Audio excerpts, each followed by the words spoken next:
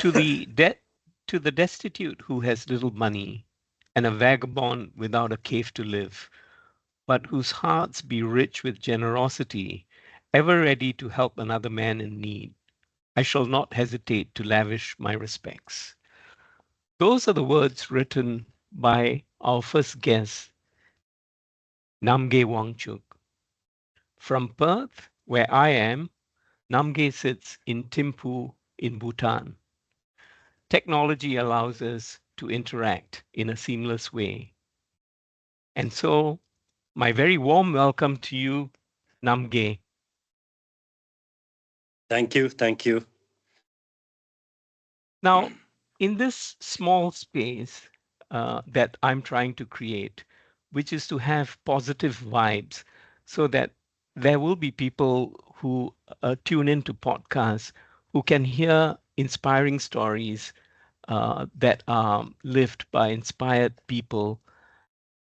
This is an effort to make sure that we create a space for ourselves and try and influence people who want to listen to us.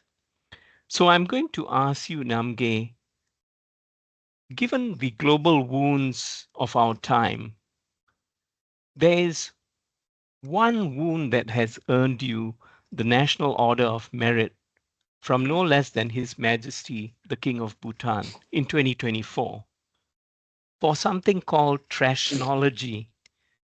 Can you tell us what is Trashnology? Thank you, Mr. Murley. And thank you for mentioning about this National Order of Merit that I received last year from His Majesty, the King of Bhutan.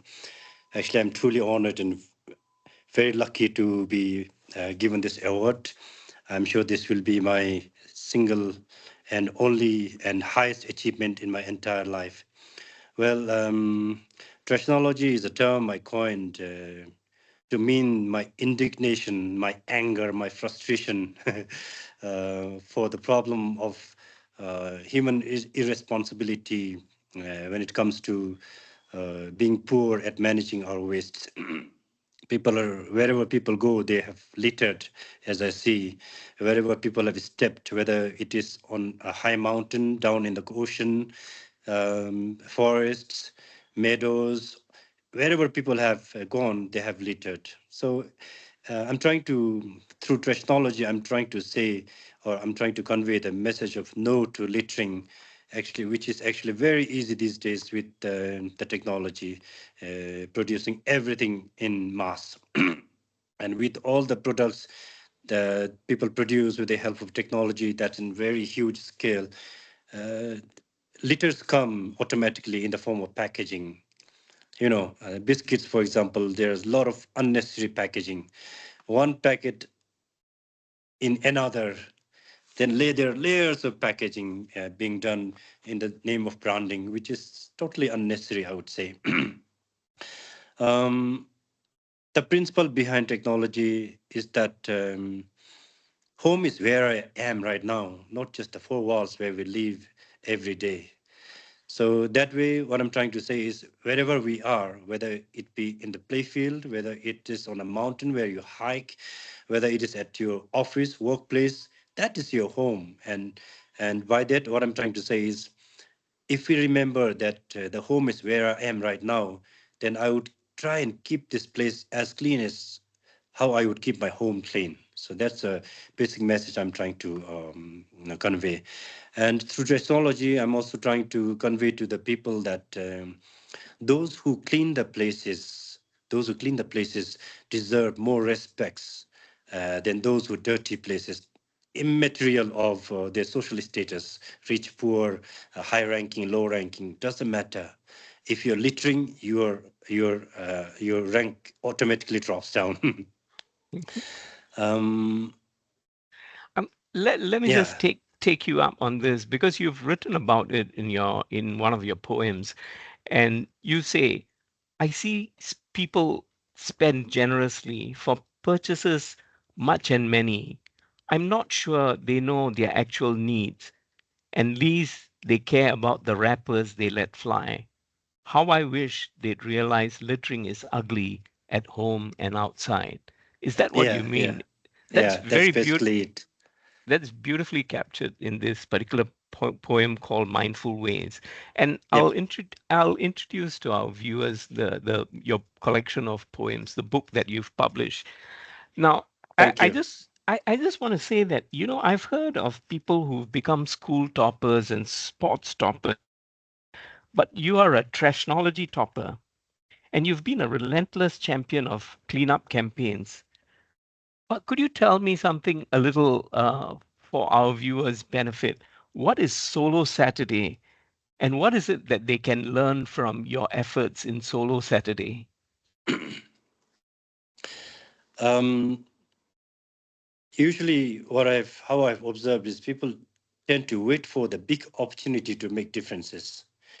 By Solo Saturday, what I'm trying to say is that no matter how small a place, even if it is just a small spot of picnic spot, for example, even if it's just a bridge, even if it's just a small park, go there, clean it, make a difference by that much. Don't wait for the big opportunity. And Also, don't wait for other people to join you. Go do it. Let people notice, get sensitized, and then let them join you automatically. Now, Which from Solo Saturdays, you have Super Sundays. In this world that we live in, people look forward to super long weekends. But your Super Sunday is about people joining you to clean up the litter in the environment, in and around the world, in and around us. And that's such a noble effort. Um, how has the response been in Bhutan? um, the fact that I have received the National Order of Merit from His Majesty speaks a lot. Forget about other people. Even His Majesty is watching what his people are doing, and I'm happy to have been noticed by His Majesty. Even otherwise, weekend. I really look forward to my weekends because that's when I am able to contribute something to the society over and above my official duties and responsibilities for which I'm paid. So to me, service is doing something to the community without being paid or without being compensated. My job is not a service, actually. I'm paid for it. Actually, I'm doing that for myself.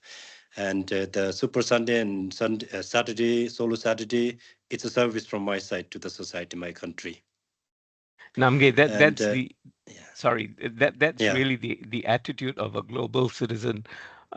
You're inspiring me to go to the beach this Saturday or Sunday and do something about it as well. But it's really the attitude of a global citizen. Sorry, I interrupted you. Carry on. No problem. Um, uh, Even otherwise, I don't have much to do over the weekend. uh, I'm not like other people who own properties for which they have to busy themselves taking care of, looking after the tenants, repairing buildings. I don't have to do that. So I have all the time over the weekend, unless I have other important matters to attend to, especially official matters, which is only occasionally. So I'm lucky to be free on weekend, and I'm lucky to have this kind of attitude to be able to be of some help to the society. And it's wonderful that your efforts are not going unrecognized. In fact, Yeah. even His Majesty has recognized the fact that what you're doing is very important, not just for yourself or your country, but also from a global perspective. Now, I want to ask you, in your walk with nature, collecting litter to be disposed of, you've also made very interesting observations about thoughtfulness, and one is about walkways. What was it that made you think deeper about the simple and silent walkways? um, Walkways are for people to move here and there, up and down. It is not for people to stand right in the middle of the walkways and talk for hours. Sometimes there's no end to their conversation. In Perth, I don't think so. I have noticed people standing right on the pathway and talking when they meet friends on the way. But here it happens a lot. It happens very often. um, I just wish that people would be a little bit mindful about other people trying to move up and down. Sometimes People would be in a hurry, and then you're right there in the middle of the path, blocking their way. It is going to be quite frustrating for those people, especially if they're trying to catch up with something, going there to attend some urgent matters. So uh, I wish they would realize, be mindful. They would have, especially there's a concept called community consciousness, which is being mindful, being kind to the neighbors, being kind to other people, community. So going forward, yeah, I would like to see more of this, and especially leave the path free for people to walk. No, that's a good point. Consideration for others and compassion towards others is something in very much in need in this world, and it's again very noble that you've highlighted this. Perhaps not in your poems, but definitely in your Facebook, I've noticed that you've highlighted the need for consideration on walkways, is to be mindful. Yeah. Now, you've worn many hats and you've served in many roles. What is the one role that you hold dearest to your heart? Professionally, I know you're a human resource management person. Now, the question that I want to ask is that is there litter we can clean up in human relations? One role which I hold dear to my heart. It doesn't really matter what I do, what company I work for. Um, for me, it's living and working in pursuit of simplicity and humility, respect and dignity, and like I mentioned earlier, harmony and community consciousness. These things are very dear to me wherever I go. We cannot expect to be respected by others while being disrespectful to others. And a lot of people tend to think that respecting others means elevating other people to higher level. No, respecting simply means being kind, treating other people nicely. In a way, you're elevating yourself by being kind to others, because kindness is what is needed in this current world, where a lot of people are becoming more and more selfish, competitive. Uh, we are no longer treating other people as human beings. So this is the kind of world we are in too. And even in like the second question, which you mentioned about whether there's any litter we can clean up in human relations. Um, One thing I observe is that a lot of people don't know themselves, and when they don't know themselves, they're not able to deal with others effectively in a cordial manner. Um, Consequently, conflicts arise. You can imagine comments like, uh, um, "I didn't know I was angry that time. I didn't know I was mean." They thought, I Pleading mean, ignorance. yeah, yeah. People think that whatever they're thinking, whatever they're doing, uh, is okay to other people, which is not. And that comes from not knowing oneself, especially not knowing oneself how he or she's acting or reacting in that moment. So these are some of the things we can look into. And the other one is we are being judgmental all the time, whether be it in the family or in official space, being judgmental, assumptive. I think going forward, we should be a little bit more kind and curious about things and people.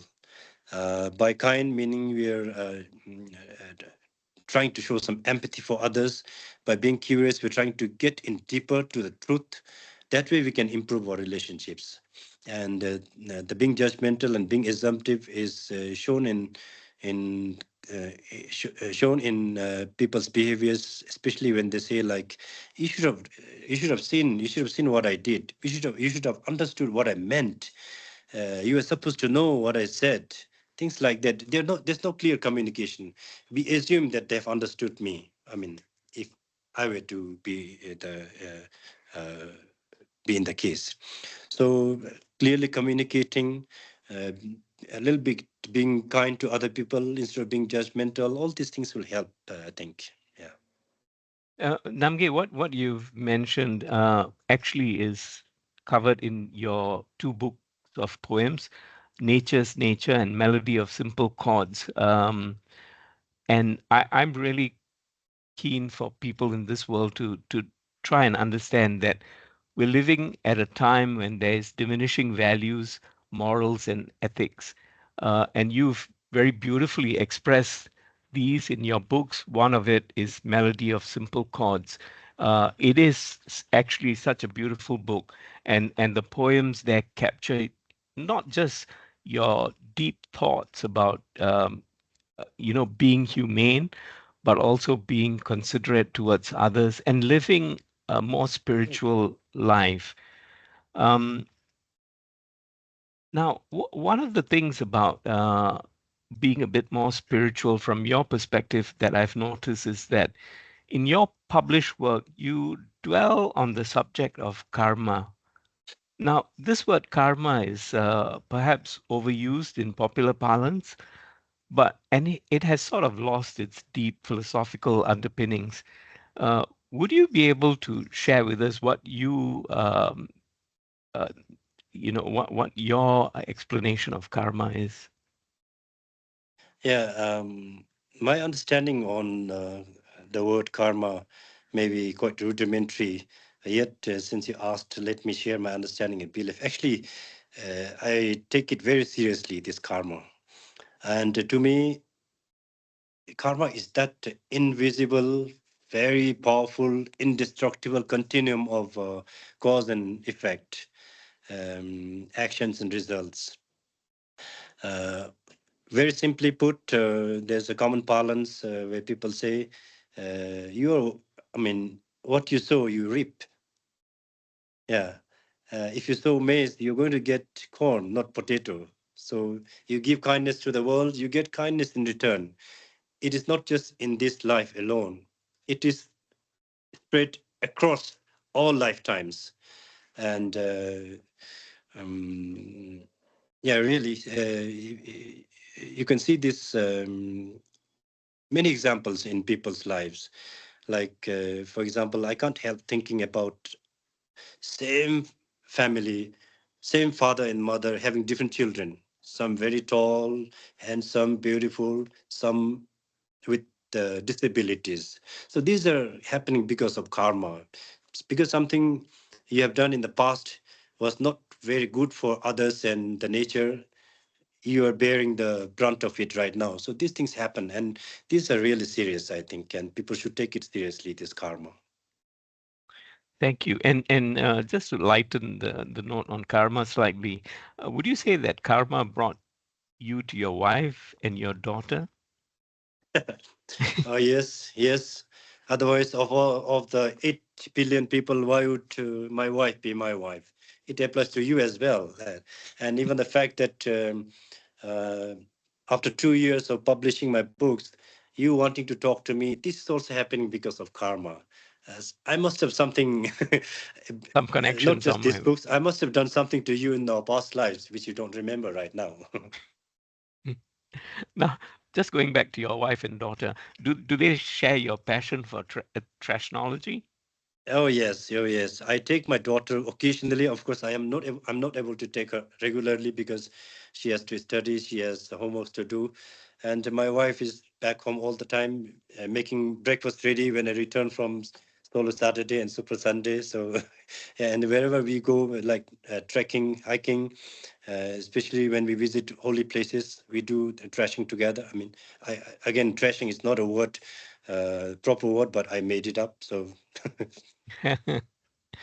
Now, just coming to this small world we live in, Namge, do you feel Bhutan, less than 1,000th of the world's population, has optimism to offer the world of 8 billion people? Yes, definitely yes. To offer, to show optimism to the world, you don't need to be big. You don't need to be big. You just have to have the right frame of mind, right, right path. You should be walking on the right path. And Bhutan, being under the enlightened leadership of our peerless monarchs, uh, we can only go right. There's only one direction for Bhutan to go. That is the right direction, and that is the optimism we can show to the world. Especially as a country, it helps to be united under one leader. If you have unity, nothing can break you. And the other one is we are the only Vajrayana country in the whole world, and Vajrayana means it is the path shown by the Lord Buddha. Buddha Dharma is nothing but it's the nature of things. It's actually about the nature. People saying Buddhism is a religion, it's actually false, as some would say, and I believe it too. Buddhism is about nature, how we should live, how we should treat each other, including not just human beings among human beings, but animals and nature. So, uh, being a Vajrayana country, being a Buddhist country, when things go wrong in the world, we can be a small voice from here, from the Himalaya, being the conscience of the world. Okay, when things go wrong, hey, listen, something is not right.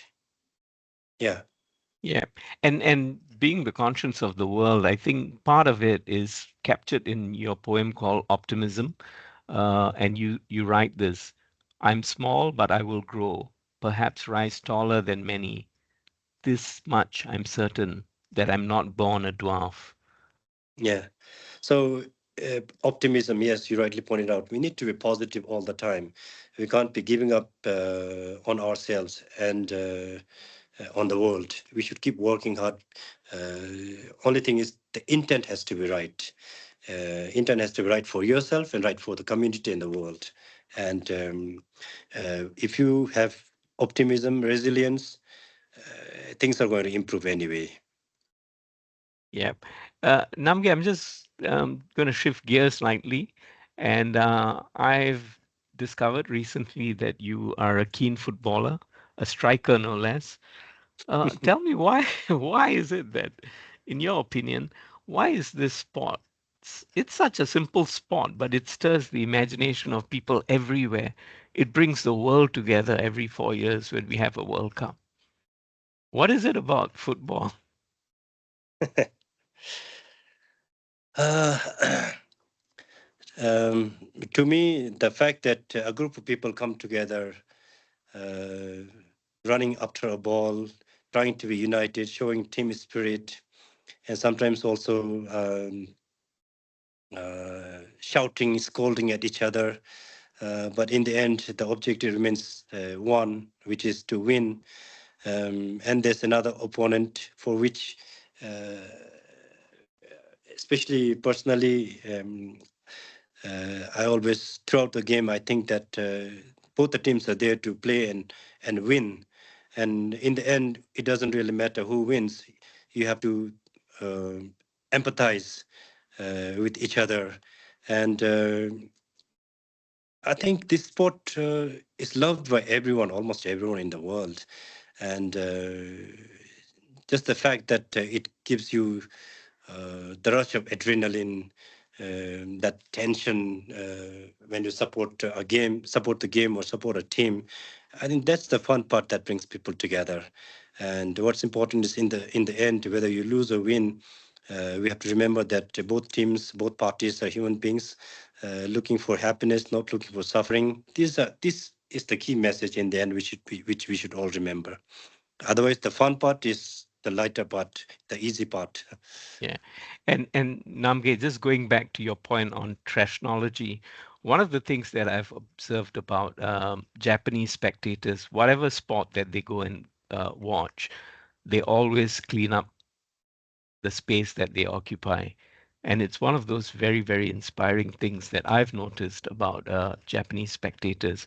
And it's a wonderful example. So we enjoy 90 or 95 minutes of the game, but also to see that people act with consideration and with respect for others who might have to be paid to clean. It's a wonderful message that they send out to the world. And Right, because of live television coverage, we are able to witness that. right, right. I believe in Japan, people are, I mean, from the very early age, they're taught to do such things. And as they grow up, they take the message to everywhere they go in the world, which should be the case actually. Yeah, everyone should do that, not just Japanese. We should not leave all that to Japanese alone. Yes, we should learn from other cultures and other people who do the right thing by us and who create these safe spaces, these common spaces that makes the world positive and upbeat for the younger Yeah, generation, not just the younger generation, but for others to feel that there is hope, that yeah. we are living in a good time. Now, Mr. Murli, since you mentioned younger generation, I would like to say a point which I believe firmly, which is in my part of the world, we believe that there's life after death, and we will be reborn as human beings or animals, birds. We don't know. That depends upon how you live this current life. So, to me, younger generation, when you say younger generation, future generation, I'm not talking about other people or other animals. I'm talking about myself. I'm going to come back in this world. Maybe not necessarily in the form of a human being, but in any case, if I'm born as a cow, I will need a fresh grass to chew on. If I'm born as a fish, I will need fresh water to swim. Likewise, so future generation, I think people should try and understand that it is us who will come back again, not someone else. So that's that why that's a we have all the more reason to take care of this earth. That's a very, very interesting thought, Namge. One for many to think about and to chew on, and really realize that what we leave behind is something that will have consequences for us or for someone else. But Yeah. definitely, the effort should be to make this world a better place. Uh, Namge, thank you very much for being the first guest on our podcast on air with me, Muralee Nair. And I hope that on-air viewers will will follow your inspiring work in in this book of poems called Melody of Simple Chords, and your other work, which is Nature's Nature. And also check you out on Facebook because many provocative and endearing ideas are expressed there, especially about making this world a cleaner place, a greener place, and with less waste. Namge, thank you very much. You are someone who's making a difference in this world. And from all of us who care about this world, I say a very deep thank you to you. And I hope that you will continue to inspire people in your country and around the world. Thank you very much. Thank you so much. Thank you. Like, comment, and subscribe.